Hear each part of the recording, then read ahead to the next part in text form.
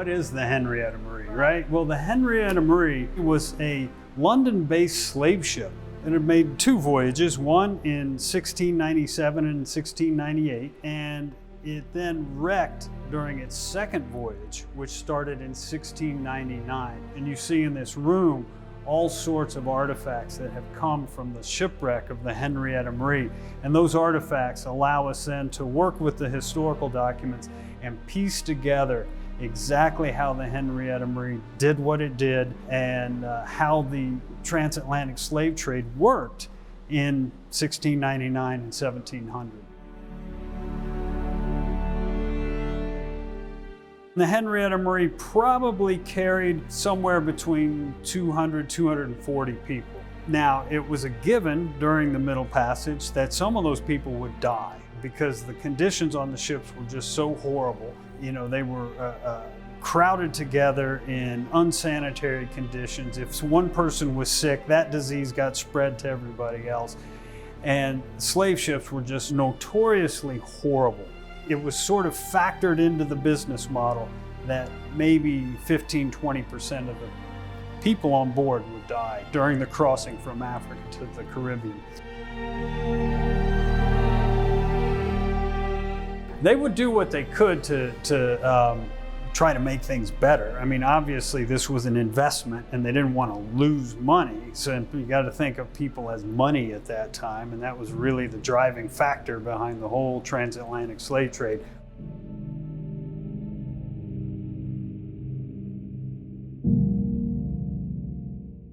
Up until these individuals, brothers, sisters, artisans were loaded onto the slave ship, there's no record of who they were. Right. Because they were faceless commodities. Yeah, no, that's definitely the big downfall in transatlantic slave trade, was just really the utter dehumanization of these people. You know, they did not keep track, very, very, very rarely, of who was who and where they came from and their age and their name. But we see things like iron bars, pewter goods, glass beads, all these things brought from Europe to be traded for people.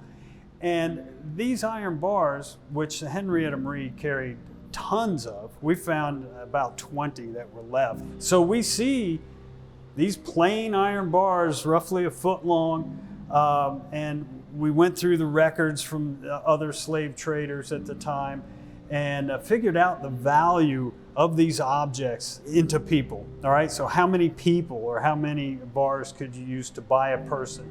And we learned that in the fall of 1699, 9 of those could buy a woman and 12 could buy a man.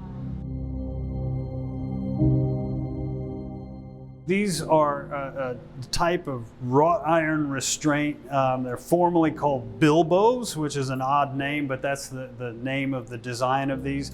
And you can see they have 2 U-shaped loops and an iron bar that slides through those loops, and then they would drive a wedge into that iron bar and that would lock those loops together. And what they did was they would put 2 people's ankles together. What was the youngest individual, do you think? We don't know on Henrietta Marie. There's absolutely no account of who the people were.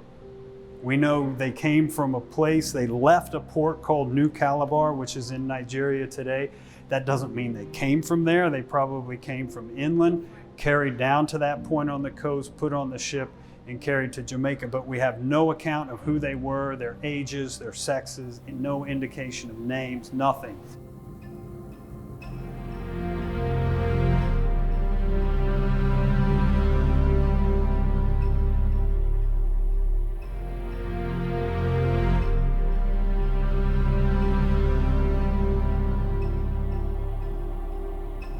This is an illustration that was actually done by abolitionists in the late 1700s to kind of show people how horrible it was.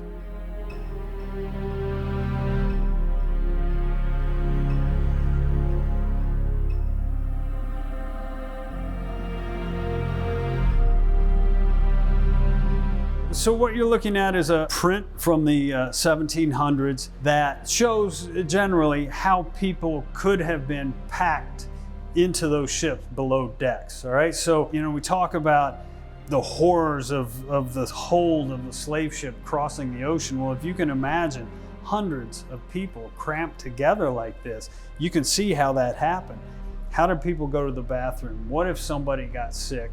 All these things that just would have made this a living hellhole. I mean, quite literally. It was just conditions that, I mean, we can't even begin to imagine. We have experienced nothing like this.